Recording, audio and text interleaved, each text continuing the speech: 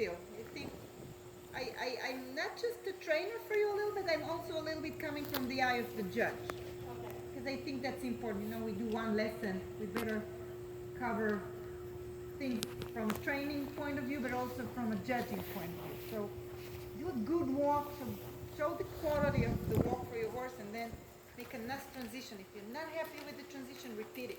You cannot do too many transitions, you know that? There's a lot of things you can do too much with horses, and they just get so. But transitions is one thing you can do a lot.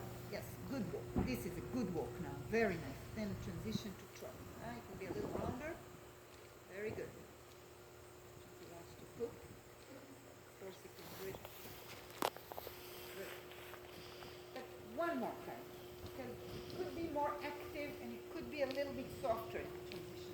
If you carry a whip, then maybe that would be the right time to use it. Okay. I want to give you 8 with the transition. At least 7. Yes, and trot. Okay, now I'm standing at the judge point and I didn't see the horse's neck, but it looked active. So I give you a 7. Why not an 8? Because I could see that it wasn't round enough, and you always can be more active. But 7 for sure. And we're okay with 7.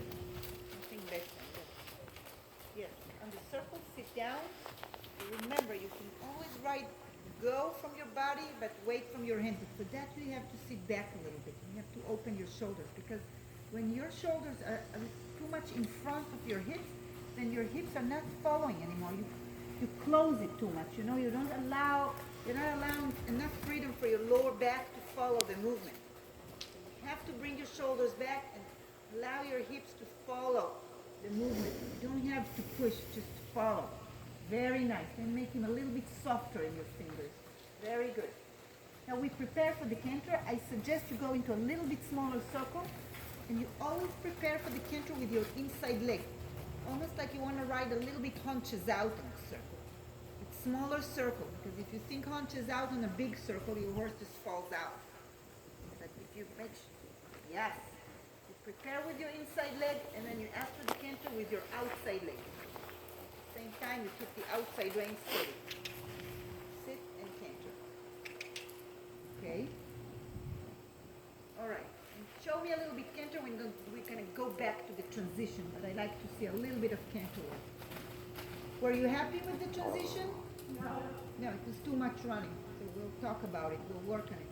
But the canter is nice. It could have a little more jump to it. Yeah. The tap, to the tap, to the tap, 1, 2, 3, 1, 2, 3, 1, 2, 3.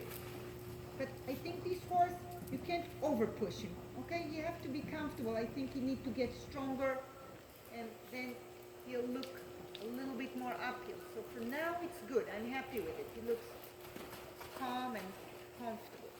Very good. But generally, you know, you have to start to add a little more activity to the canter. But for now, it's good. It's a nice canter. So when you're ready, trot. Close your fingers.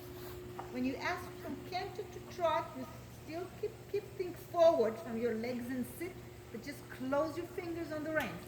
That's how horses know that you are riding a serious half-foot. They have to change gear.